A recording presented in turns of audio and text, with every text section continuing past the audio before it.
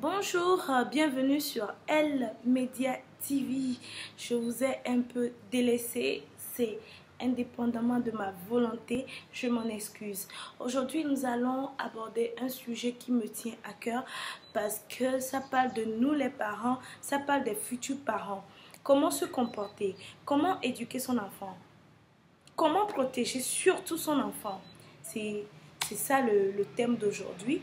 Et je remercie cette chaîne YouTube grâce à qui j'ai eu comment dire, l'inspiration de vous faire cette vidéo. Je parle de YouCrim.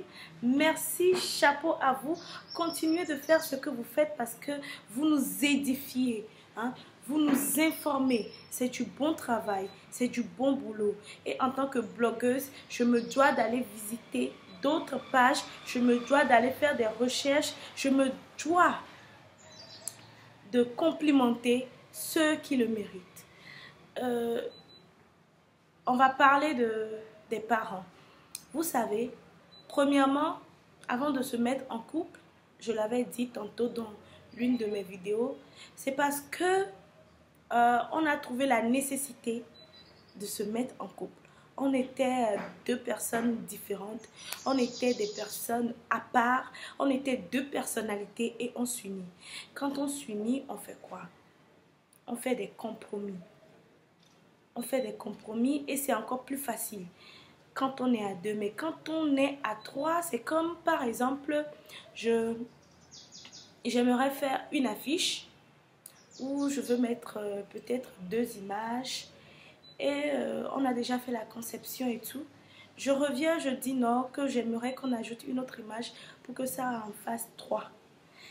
On va pas le faire sur la même dimension. On va devoir revoir la confession et on va devoir revoir le badge. Si c'est imprimé sur un papier, on va devoir revoir le papier, la dimension, les impressions et tout. Tout change. Ce n'est plus le même donné en fait. Quand vous êtes à deux, c'est facile, vous essayez de vous connaître et vous allez faire des compromis parce que vous êtes des gens adultes, vous êtes déjà adultes, vous savez ce que vous aimez, ce que vous n'aimez pas, ce que l'autre aime et ce que l'autre n'aime pas. Mais quand il y a un enfant qui vient parmi nous, quand un enfant où vous mettez au monde un enfant, c'est déjà un petit être qu'il faut supporter parce que qui n'est pas encore indépendant. Ce petit être ne sait pas encore ce qu'il veut, ne sait pas encore ce qui est mieux pour lui. Et il est de votre devoir de prendre cette décision pour votre enfant. Il est de votre devoir de créer un cadre vivible pour votre enfant. Il est de votre devoir de mettre cette fondation pour votre enfant. Excusez-moi. Quand vous devenez parent, vous n'êtes plus la priorité. Vous, quand vous étiez enceinte maman, vous étiez la priorité des priorités, je vous assure. Même votre mari, vous êtes la priorité de votre mari, de votre famille, de la famille de l'homme, de vos amis. Mais quand ce petit être vient au monde, on vous oublie. Et il est de votre devoir de vous oublier aussi. Et de mettre en avant ce petit être. Il devient la priorité des priorités.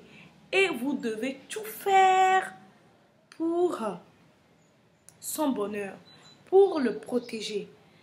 Je sais, quand on était des célibataires, c'était facile d'enfiler une robe, c'était facile de mettre un smoking et de sortir et d'aller faire la fête avec des amis et tout. Mais quand on est en couple, c'est encore plus limité. Mais quand on a des enfants, je vous dis, ces sorties-là, ces amis-là, vous devez les trier. Et ces sorties-là devaient être quasiment nulles, pas quasiment nulles, parce que vous devez faire des sorties avec votre enfant, avec vos enfants. Madame, maman, quand vous aviez déjà un enfant, l'histoire de telle copine va venir, je vais avoir telle visite, tel nombre de visites, tes amis. Non, on est où là? On n'est pas au marché. Parce que votre enfant vous observe. Votre enfant veut hein, être comme vous. Vous devenez l'exemple. Vous devenez l'exemple stéréotype de votre enfant. Vous devenez un prototype d'exemple pour votre enfant. Et vous devez limiter les visites. Parce que, quelle que soit la relation qui existe entre vous et cette personne, vous n'êtes pas au fond de cette personne pour connaître les vraies raisons de cette personne, pour connaître la mentalité, le mental, le psychique de cette personne qui vient vers vous. J'ai suivi une histoire très triste sur YouTube et sur YouCrim, où cette maman recevait beaucoup de visites. Et le jour du kidnapping de son enfant, le camionnette était garé devant sa conception. Mais personne n'a fait l'idée que ce sont des gens de mauvaise foi. Parce que quoi? Madame avait l'habitude de recevoir chez elle. Madame était un bras ouvert à toute personne. Non. Parce que déjà, si vous recevez beaucoup, votre enfant ou vos enfants penseront que avoir beaucoup d'amis, c'est ça qui fait la vie. C'est ça qui est le moteur de la vie. C'est ça qui donne la joie, qui donne un tel bonheur ou, je ne sais pas, une quelconque réjouissance. Votre enfant oubliera que ce n'est pas le fait d'avoir des amis, mais c'est le fait d'avoir de bons amis. Donc, un parent devait avoir au maximum, je dis bien au maximum, 2 voire 3 amis. Et le parent doit savoir que dès qu'il a un enfant, l'enfant devient son ami. L'enfant devient sa priorité. Même les cousines, les nanani, les nananas, il faut savoir recevoir. Parce que eux, ils viendront avec leur comportement, avec leur manière de faire. Est-ce que c'est cette manière de faire-là que vous voulez inculquer à vos enfants? On n'y peut rien. Vous ne pouvez rien. Parce que quoi qu'on en dise, quand ces personnes viendront chez vous, ces personnes vont agir comme bon leur semble. Parce que ces personnes sont habituées à une, manière de vivre qui peut-être n'est pas votre manière de vivre et qui peut endommager l'éducation que vous voulez donner à votre enfant. Vous devez savoir aussi que quand vous avez des amis, vous devez avoir des amis qui sont mariés, des amis parents. Là, comme ça, vous avez la même situation. Vous pouvez vous conseiller parce que vous êtes dans la même logique. Mais quand vous avez, par exemple, une amie ou un ami célibataire, alors que vous avez déjà quitté l'étape de célibataire et l'étape de couple pour aller à l'étape de parents, vous ne voyez pas que vous allez en arrière. Parce qu'une célibataire ne pense qu'à elle seule. Alors qu'un parent pense plutôt à son enfant ou à ses enfants. C'est primordial en fait. C'est primordial. C'est très primordial. Et puis moi je me dis, ne faites pas des enfants si vous n'êtes pas en couple. Ne faites pas des enfants si vous n'avez personne qui va partager ces moments avec vous. C'est très important de faire des enfants avec quelqu'un, de faire des enfants à 2. Parce que si vous faites des enfants à 2, il y a cette protection-là qui entoure votre famille. Cette maman célibataire s'est fait, a vu, a assisté au kidnapping de son enfant parce que elle était seule. Imaginez qu'elle était avec son conjoint au moment où elle était en train de dormir profondément dans le sommeil. Peut-être son conjoint serait là en tant que gardien de la maison. Quand je parle de gardien, ce n'est pas au sens littéral du terme, mais au sens figuré. Il y aura quelqu'un, même si l'autre s'est un peu oublié, il y aura l'autre là, une autre personne, cette deuxième personne qui sera éveillée. Soyez éveillés, tel est le mot. Soyez éveillés quand il s'agit de vos enfants. Soyez éveillés parce que une petite erreur peut endommager la vie d'un enfant. Et un enfant est comment on dit, est le devenir, est l'avenir, est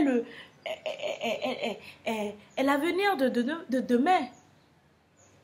Cet enfant est l'adulte de demain.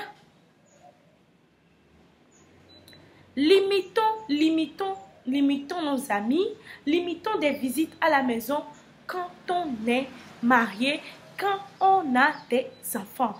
Parce que si aujourd'hui l'enfant doit apprendre telle injure, peut-être je suis Eve, je suis togolaise, quand tel enfant va apprendre Niemino, c'est parce qu'en amont, quelqu'un a eu à prononcer ces mots. Si personne n'a prononcé ce mot, cet enfant n'aura jamais la connaissance de ces injures-là.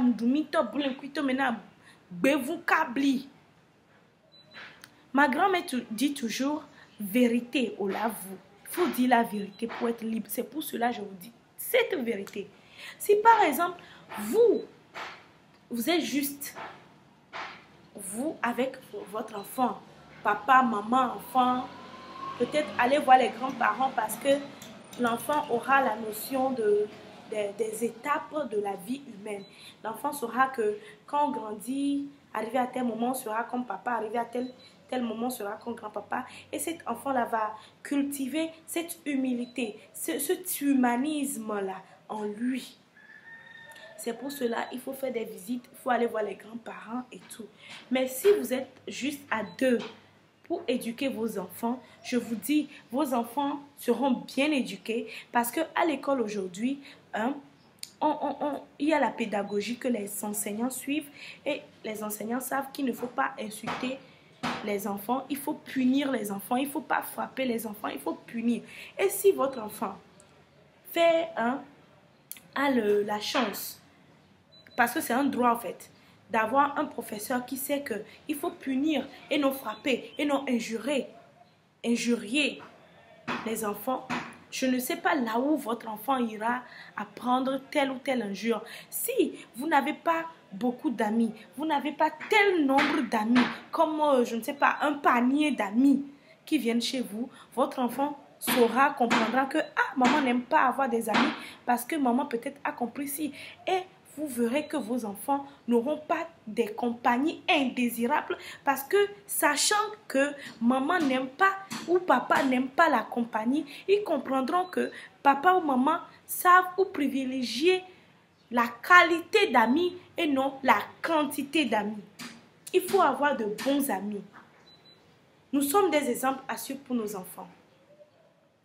Et si nous comprendrons ou nous comprenons que nous sommes des exemples, moi, par exemple, je suis un exemple à suivre pour mon enfant.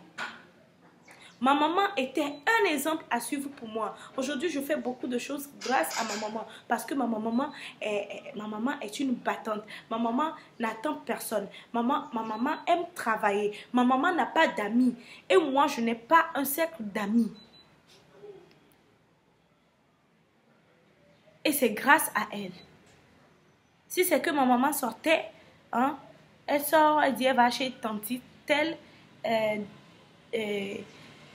tanti tel ou tonton tel ou tel monsieur, telle madame, je pense qu'aujourd'hui je ferai autant. Alors s'il vous plaît, les enfants doivent devenir notre priorité. La priorité des priorités. Nous devons nous négliger pour nos enfants.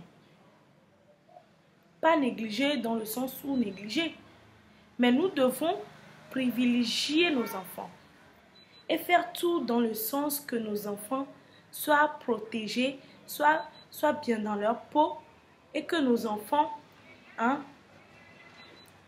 aient de bonne éducation. Toi, maman qui me suis, est-ce que tu as enfin compris que tu as un enfant ou tu as des enfants et que toi, tu es en second plan? Je vous en prie, le monde dans lequel nous vivons est dangereux, est affreux. Celui ou celle qui te côtoie, tu ne peux le ou la connaître. Tu ne peux comprendre ou savoir ce que cette telle personne a dans son fort intérieur, dans sa tête.